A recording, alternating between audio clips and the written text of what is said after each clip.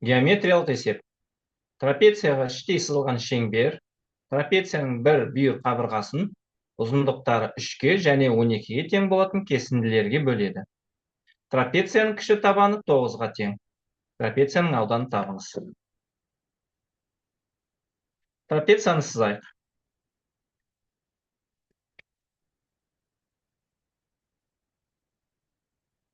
Трапеция қандай екені айтылмаған, сондықтан да еркін трапеция сызамыз. Яғни оның бүйір қабырғаларының ұзындықтары әртүрлі болады. Осы трапецияға шеңберді іштей сызайық.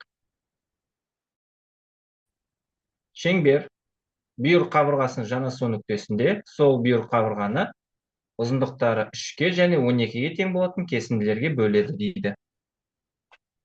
Яғни мынаны мен 3-ке тең деп аламын, мынаны 12-ге тең деп аламын.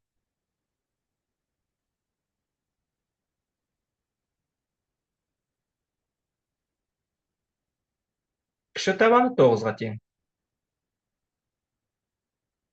Шеңберден тыс жатқан нүктеден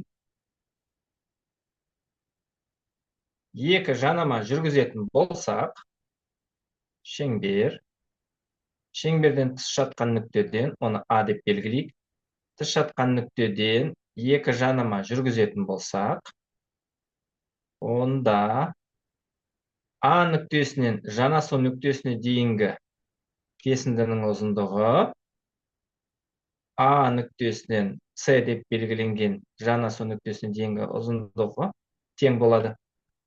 Яғни міне, шеңберден тыс жатқан нүктеден жанасу нүктесіне дейінгі кесіндінің ұзындығы және былай дейтіне сол жағынан, оң жағынан алынған, иә, осы кесінділердің ұзындықтары тең болады. Яғни АБ тең АС.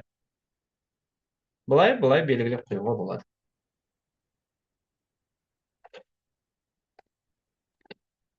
Онда жанасу нүктесін белгілесек, онда мына кесіндінің ұзындығы да 3-ке тең болады. Өйткені мына шеңбер, мына нүкте трапецияның төбесі шеңберден тыс жатқан нүктеде болатын болса, мына кіші табаны бізде жанама болады, мына бүйір қабырғасы жанама болады. Я? Осы тыс жатқан нүктеден жанасу нүктесіне дейінгі кесінді пайда болған кесінділердің ұзындықтары тең болады. Яғни мынау 3 болса, мынау да 3. Мына бөліктің ұзындығы 6-ға тең. Өйткені 9 минус 3 6. Мына жанасу нүктесіне дейінгі кесіндінің ұзындығы да, яғни мына кесіндінің ұзындығы 6-ға тең болады.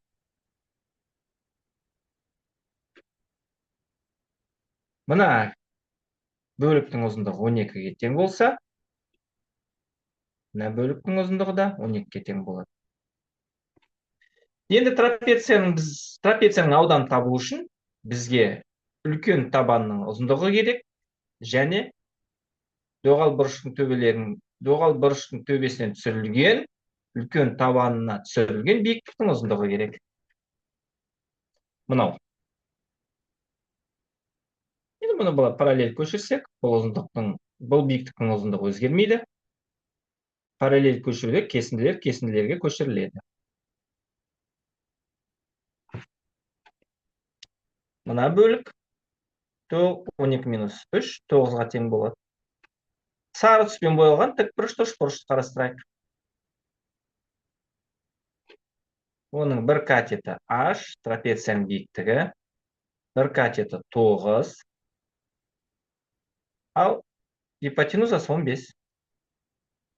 Онда H тең болады түп арасында гипотенузаның квадратына, мына ұзындығы 9-ға тең болатын катеттің квадратына азайтамыз. Ол 144 түп арасында 12 болып шығады. Яғни трапецияның ұзындығы 12-ге тең.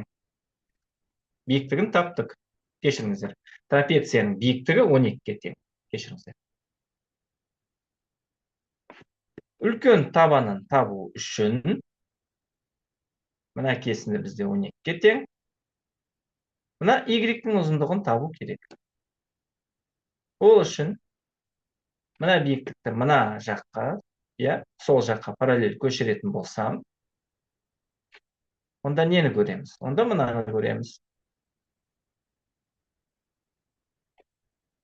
Иә, мына кесіндінің ұзындығы да 6-ға тең. Мұнда мына кішкентай бөлік y минус 6. Мына тікбұрышты үшбұрышты қарастырайық. Оның бір катеті y минус 6, екінші катеті 12-ге тең, трапецияның биіктігі. Ал гипотенузасы 6 қосу y немесе y қосу 6. Пифагор теоремасын жазайық. Катеттің квадраты қосу катеттің квадраты тең y қосу 6 деген гипотенузаның квадратына тең. Бір айнымасы бар, квадраттық теңдеу шықты. Негізі квадраттар қысқартылады да, бізде бір айнымасы бар, сызықтық теңдеу шығады. 24 y тең 144. Бұдан y тең 6-ға. Енді қызықты қараңыздар. Егер y 6-ға тең болса, 6 минус 6 0 ғой. Иә. Демек, бұл дегеніміз балалар былай екен.